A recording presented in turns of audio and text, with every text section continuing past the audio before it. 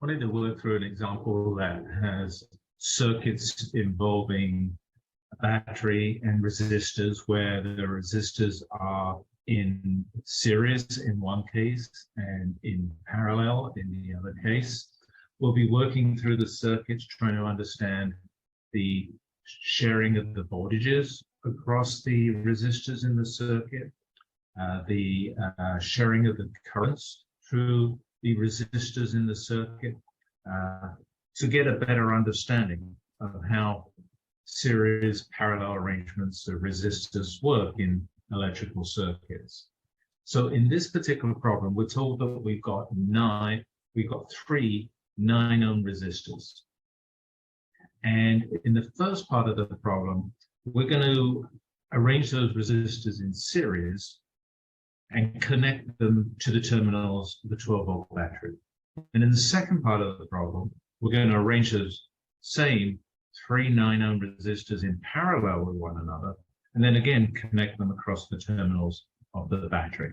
In both cases, the series case first, the parallel case second, we're going to figure out the equivalent resistance of the circuits as the first thing, and then we'll figure out the currents that are flowing through the resistors and the voltages that are across the resistors in the two cases. At the end, I'll compare the two cases, the series case, the parallel case, compare the currents, compare the voltages, and so on. So I've drawn the circuit involving the series arrangement of the three resistors. Downstairs, I've got the battery with a terminal voltage of 12 volts. And upstairs, I've got the three identical resistors in a series arrangement. Each one of them is 9 ohms. I've called them or labeled them R1, R2, R3, but they all have the same resistance R, that's 9 ohms.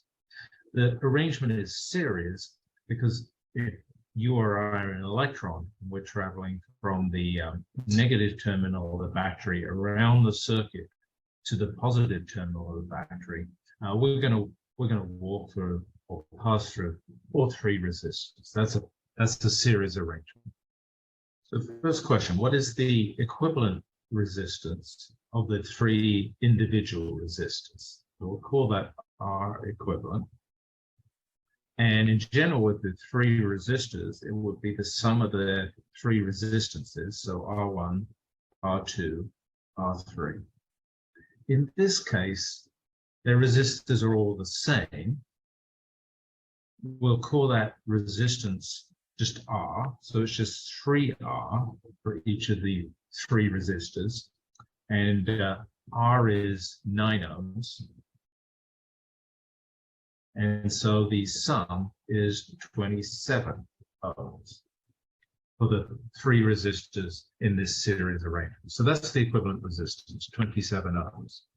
For the currents, because they're arranged in series with one another, the current that's provided by the battery, maybe we'll call that I, is the same as the current through the first resistor, we'll call that I1. The current through the second resistor, call that I2. Current through the third resistor, we'll call that I3. So all these currents are the same, and they are the same as the current that would be supplied by the battery to the equivalent resistor.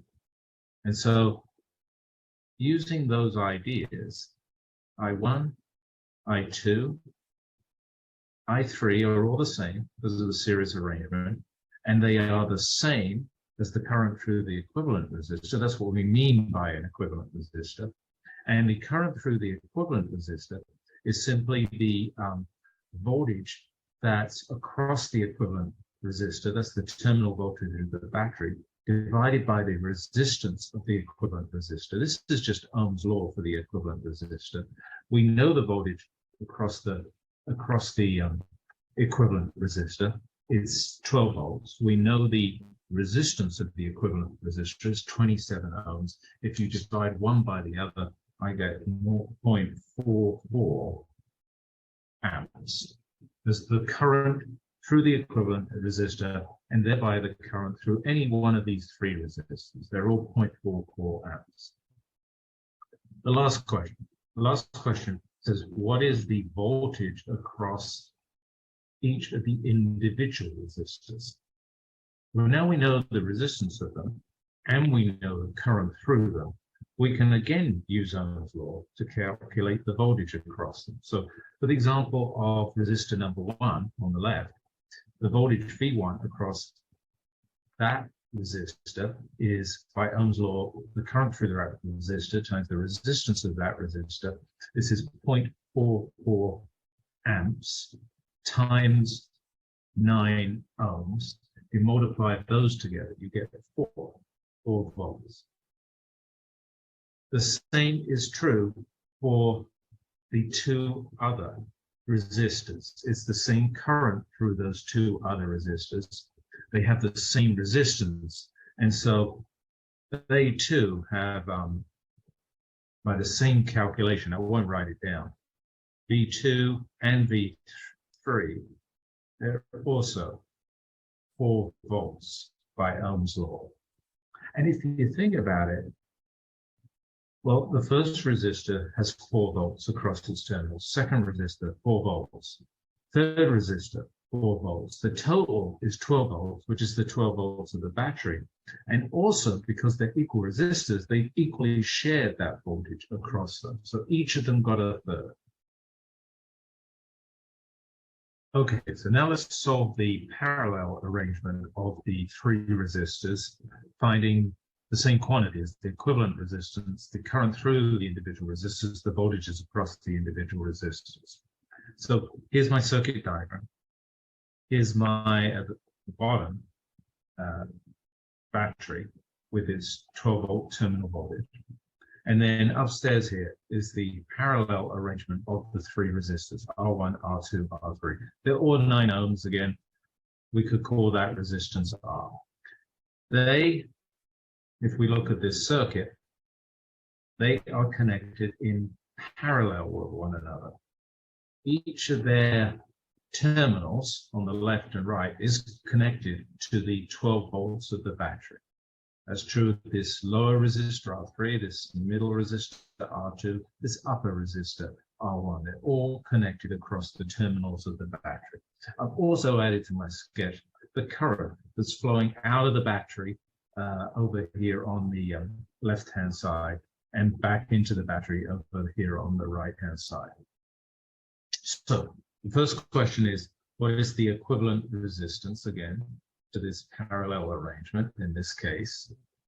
The inverse or reciprocal of the equivalent resistance is the sum of the inverses or reciprocals of the individual resistors.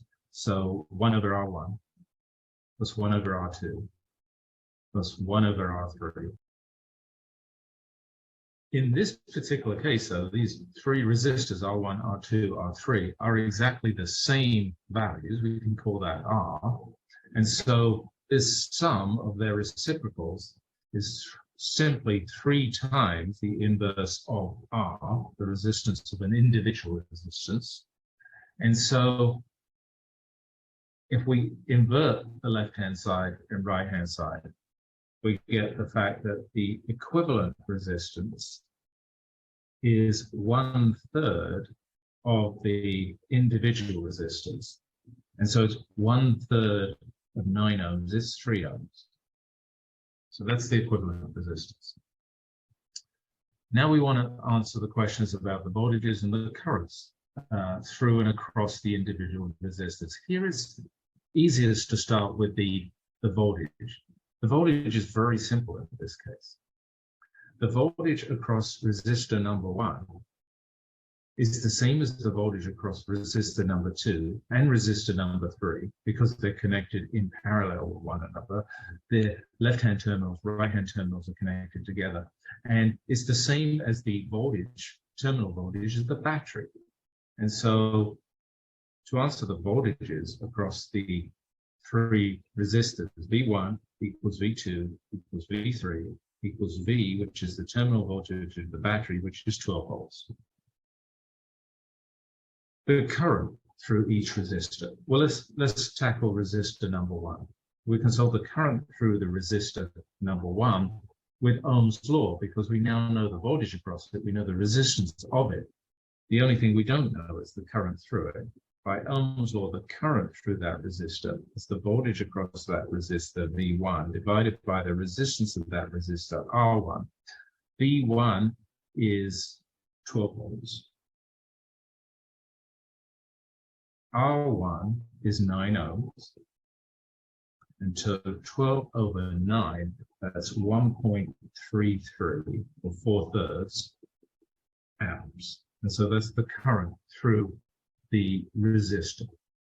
And actually, that is the current through the two other resistors. The same voltage is applied to resistor R2, the same voltage is applied to resistor R3.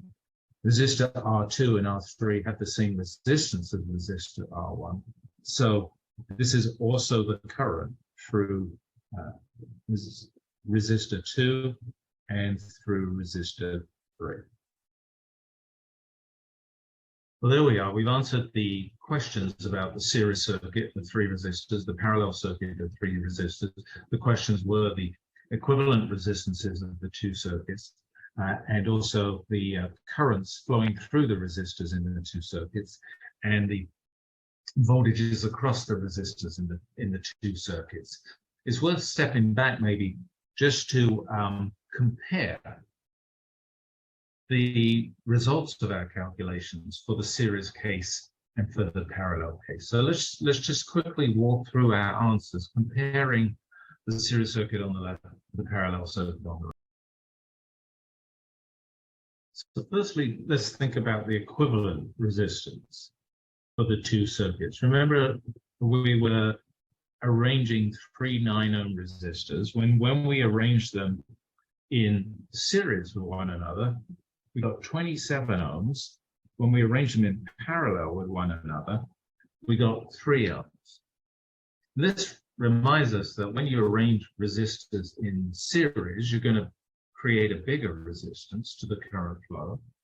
And when you arrange them in parallel, you're going to create a smaller resistance to the current flow. When they're in series, that current now has to go through each of those resistors, and each of their resistances or their impedances to that current flow will add up together. So the resistance, the equivalent resistance, is larger. The reverse is true for the parallel arrangement. When you arrange them in parallel, the current has the opportunity to flow through either the first or the second or the third resistor. This is like traffic having the opportunity to throw through one road or another road or a third road. It reduces the impedance to the flow of traffic. It reduces the impedance to the flow of the current. So in that case, we've got just 3 ohms. Now you notice just more than that qualitative fact about increasing the resistance from series resistors, decreasing the resistance from parallel resistors. You see that if you arrange 3 resistors in series, you're going to make a resistance that's 3 times bigger than the individual ones. 27 ohms is 3 times bigger than 9 ohms. If you arrange the resistors in parallel, you're going to make a resistance, if you're arranging 3 resistors in parallel, that's 3 times smaller than the individual resistances. So we made a resistance that was 3 ohms, which is 3 times smaller than 9 ohms. If you did the same thing with 2 resistors in series, if they're the same resistances, you make a resistance that's double. If you arrange them in parallel, you make a resistance that's half. If you had 4 resistors, equal resistors, you arrange them in series, you're going to make a resistance that's 4 times as big. If you arrange them in parallel, you're going to make a resistance that's just a quarter of the size. What about the currents? Let's take a look at the currents. So the current on the left-hand side, the series arrangement is here. It was 0.44 amps through the individual resistances. And over here on the right-hand side, the current was 1.33 amps. Now, if you compare the sizes of those 2 currents, the 0.44 amps through the series resistors, the 1.33 amps through the parallel resistors, what you see is that the current through the parallel resistors is 3 times as big as the current through the series resistors. So 1.33 amps is 3 times 0.44 amps. If you think about the voltages across the resistors, that fact makes sense. So the voltage across the resistors in the series circuit is 4 volts. The voltage across the resistors in the parallel arrangement was 12 volts. They're also different by a factor of 3. 12 volts is 3 times bigger than 4 volts. So you see, what was happening, if we compare these two circuits, is in the parallel case, the 3 resistors received the full 12 volts of the battery. In the series case, the 3 resistors share the 12 volts of the battery, so they only get 4 volts each. If there's 12 volts across a resistor compared to 4 volts across a resistor, then you're going to get 3 times the current through the resistor with the 12 volts compared to 1/3 of the current with the 4 volts. So the proportionalities between the voltages and the current makes sense in terms of either in the parallel case you receiving the full terminal voltage of the battery, or in the series case, you're basically receiving 1/3, your 1/3 share of the terminal voltage of the battery.